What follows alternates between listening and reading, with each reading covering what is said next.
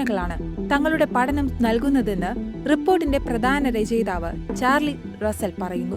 Current biology ജേണലിൽ അടുത്തിടെ പ്രസിദ്ധീകരിച്ച report പ്രകാരം യുക്രൈനിലൂടെ ദേശാടനം നടത്തിയിരുന്ന പുള്ളിപ്പരുന്തുകൾ യുദ്ധം ഒഴിവാക്കാൻ തങ്ങളുടെ പറക്കൽ പാത മാറ്റി.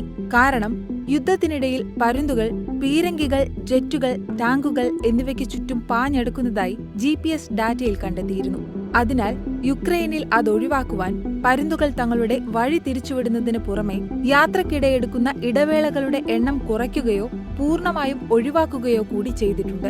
എല്ലാ വർഷവും വസന്തകാലത്ത് പുള്ളിപ്പരുന്തുകൾ ഗ്രീസിൽ നിന്നും ദക്ഷിണ സുഡാനിൽ നിന്നും ബെലാറസിലെ അവരുടെ പ്രജനന കേന്ദ്രങ്ങളിലേക്കുള്ള വഴികളിലൂടെ സഞ്ചരിക്കുകയാണ് സാധാരണ ചെയ്യാറ്. പെൺപക്ഷികൾ ഗ്രീസിൽ നിന്നും, ആൺപക്ഷികൾ കിഴക്കൻ ആഫ്രിക്കയിലെ സൈറ്റുകളിൽ നിന്നും യാത്ര ചെയ്യുന്നു. എന്നാൽ യുക്രൈനിലെ റഷ്യൻ അധിനിവേശം ആരംഭിച്ച് ആഴ്ചകൾക്കു ശേഷം 2022 മാർച്ച്, ഏപ്രിൽ മാസങ്ങളിൽ